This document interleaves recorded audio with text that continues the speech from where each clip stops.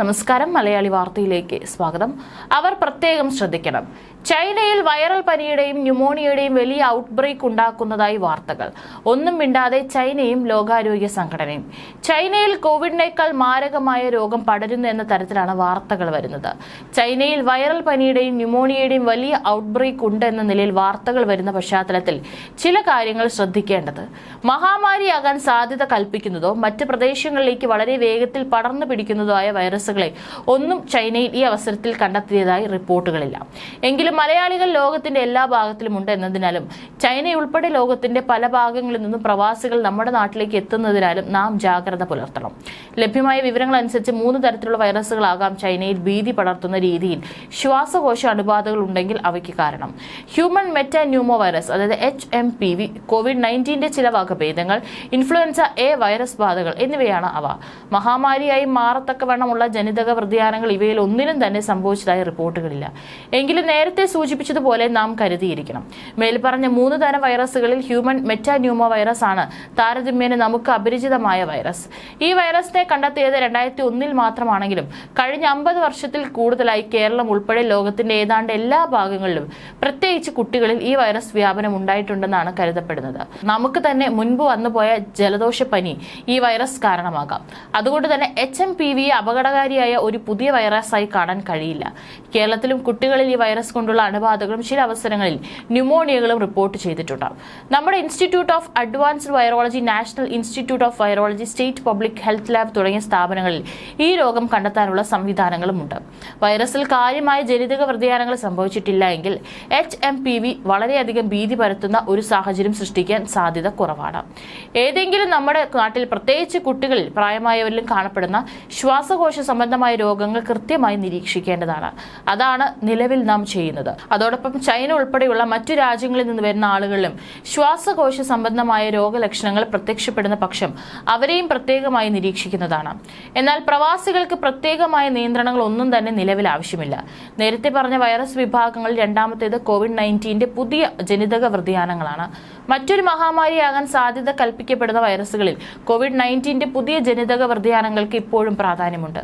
അതുകൊണ്ട് തന്നെ ചൈനയിൽ ചർച്ച ചെയ്യപ്പെടുന്ന തരത്തിൽ ന്യൂമോണിയ രോഗം പടരുന്നുണ്ടെങ്കിൽ അതിന് കാരണങ്ങളിൽ ഒന്ന് കോവിഡിന്റെ പുതിയ ജനിതക വ്യതിയാനങ്ങളാണെങ്കിൽ നാം കരുതിയിരിക്കണം. എങ്കിലും നേരത്തെ തന്നെ കോവിഡ് വന്നിട്ടുള്ള ആളുകൾക്കും കോവിഡ് രോഗത്തിനെതിരെ വാക്സിൻ സ്വീകരിച്ചിട്ടുള്ള ആളുകൾക്കും പുതിയ ജനിതക വ്യതിയാനം അപകടകരമായ രോഗാവസ്ഥ ഉണ്ടാക്കാൻ സാധ്യത കുറവാണ്. പക്ഷേ അണുബാധ പടരുന്ന സാഹചര്യം ഉണ്ടായാൽ പ്രായമുള്ളവരെയും രോഗികളെയും അത് ബാധിക്കാൻ സാധ്യതയുണ്ട്. അതിനാൽ നാം കരുതിയിരിക്കണം. ഇനിയും പൂർണ്ണമായി അപ്രത്യക്ഷമായിട്ടില്ലാത്ത COVID-19 ജനിതക വ്യതിയാനങ്ങൾ തിരിച്ചു വരുന്ന ഒരു സാഹചര്യം ഉണ്ടായാലും അതിനെ നേരിടാനും സംസ്ഥാനം സുസജ്ജമാണ്. സംസ്ഥാനത്ത് എവിടെയും COVID-19 സമാനമായ ലക്ഷണങ്ങൾ ക്ലസ്റ്ററുകളായി രൂപപ്പെടുന്ന സാഹചര്യം നേരിടാൻ നാം തയ്യാറായിരിക്കണം. മേൽപ്പറഞ്ഞ വൈറസ് വിഭാഗങ്ങളിൽ മൂന്നാമത്തേത് ഇൻഫ്ലുവൻസ A എന്ന വിഭാഗത്തിൽപ്പെടുന്ന പ്രാഥമികമായി ജന്തുക്കളിൽ നിന്നോ പക്ഷികളിൽ നിന്നോ ഉത്ഭവിച്ച് പിന്നീട് മനുഷ്യരിലേക്ക് കടന്നെത്തുന്ന ഇൻഫ്ലുവൻസ വിഭാഗത്തിൽപ്പെടുന്ന വൈറസ് ബാധകളാണ്. കേരളം ഇന്ന് ഏകാരോഗ്യ സമീപനത്തിലൂടെ നേരിടാൻ ശ്രമിക്കുന്ന ഏറ്റവും പ്രധാനപ്പെട്ട രോഗങ്ങളുടെ ഒരു വിഭാഗമാണ് ഇൻഫ്ലുവൻസ. മാത്രമല്ല വിവിധങ്ങളായ വൈറസ് ബാധകളിൽ മഹാമാരികളാകാൻ ഏറ്റവും സാധ്യത കൽപ്പിക്കപ്പെടുന്നതും ഇൻഫ്ലുവൻസ വിഭാഗത്തിൽപ്പെട്ട പനികൾക്കാണ്. ചൈനയിൽ ഇപ്പോൾ പൊട്ടിപ്പുറപ്പെട്ടിരിക്കുന്ന രോഗാണുബാധയിൽ ഇൻഫ്ലുവൻസ രോഗത്തിൽ എത്രത്തോളം സ്വാധീനമുണ്ട്, ഉണ്ടെങ്കിൽ അത് ഏതുതരം ഇൻഫ്ലുവൻസ ആണ് തുടങ്ങിയ കാര്യങ്ങൾ പുറത്തു വരാനിരിക്കുന്നതേയുള്ളൂ.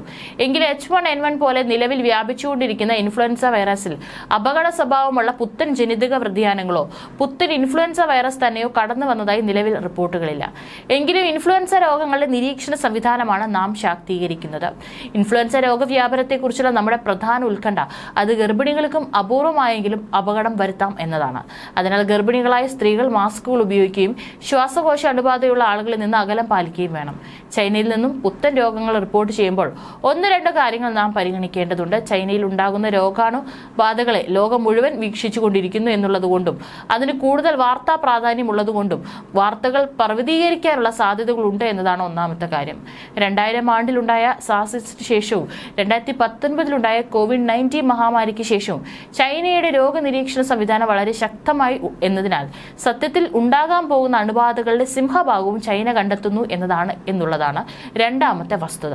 ലോകത്തിലെ മറ്റു രാജ്യങ്ങളെ അപേക്ഷിച്ച് വളരെ കൂടുതൽ കാലം ലോക്ക്ഡൌൺ അനുഭവിച്ച ഒരു രാജ്യമാണ് ചൈന എന്നതുകൊണ്ട് തന്നെ ഇപ്പോഴും COVID-19 സമൂഹത്തിൽ പൂർണ്ണമായി വ്യാപിച്ചിട്ടില്ല എന്നാണ് മറ്റൊരു മറ്റൊരു വിലയിരുത്തൽ. നീണ്ടു നിൽക്കുന്ന ലോക്ക്ഡൌണുകൾ കോവിഡിന്റെ മാത്രമല്ല ഇൻഫ്ലുവൻസ, HMPV എന്നിവ ഉൾപ്പെടെയുള്ള രോഗങ്ങളുടെയും വ്യാപനം താൽക്കാലികമായി കുറയ്ക്കുകയും ലോക്ക്ഡൌൺ പിൻവലിക്കുമ്പോൾ പ്രസ്തുത അണുബാധകൾ തിരിച്ചുവരികയും ചെയ്യുന്ന അവസ്ഥയുണ്ടാക്കും. അതുകൊണ്ട് തന്നെ ഇപ്പോൾ ബാധിച്ചുകൊണ്ടിരിക്കുന്ന വൈറസ് അണുബാധകൾ ചൈനയ്ക്ക് പുറത്ത് വളരെയധികം ഭീഷണി ഉയർത്താൻ സാധ്യതയില്ല എന്നും ഒരു വിലയിരുത്തലുണ്ട്. എങ്കിലും നാം ജാഗ്രത കൈവിടാൻ പാടില്ല. ഹ്യൂമൻ മെറ്റാന്യൂമോണിയ വൈറസ് ഉൾപ്പെടെയുള്ള അണുബാധകൾ കുഞ്ഞുങ്ങളെയും പ്രായാധികമുള്ളവരെയും കൂടുതൽ ബാധിക്കാൻ സാധ്യതയുള്ളതിനാൽ അവരും മറ്റും ഗുരുതരമായ രോഗങ്ങളുള്ളവർ, പാലിയേറ്റീവ് ചികിത്സ എടുക്കുന്ന ആളുകൾ തുടങ്ങിയവരും കൂടുതൽ ജാഗ്രത പുലർത്തണം. രോഗങ്ങളുള്ള സമയത്ത് കുഞ്ഞുങ്ങളെ സ്കൂളിൽ വിടരുത്. ശ്വാസകോശ സംബന്ധമായ രോഗലക്ഷണങ്ങൾ ഉള്ളവർ തീർച്ചയായും മാസ്കുകൾ ഉപയോഗിക്കണം. നിലവിൽ ഭയപ്പെടേണ്ട യാതൊരു സാഹചര്യങ്ങളും ഇല്ല. ചൈനയിലെ അവസ്ഥ നാം നിരീക്ഷിച്ചുകൊണ്ടിരിക്കുകയാണ്. ഏതെങ്കിലും രീതിയിൽ മറ്റു പ്രദേശങ്ങളിലേക്ക് വ്യാപിക്കാൻ സാധ്യതയുള്ള രോഗാണുബാധ കണ്ടെത്തുന്ന പക്ഷം വളരെ വേഗത്തിൽ തന്നെ അതിനെ നിയന്ത്രിക്കാനും നമുക്ക് കഴിയും.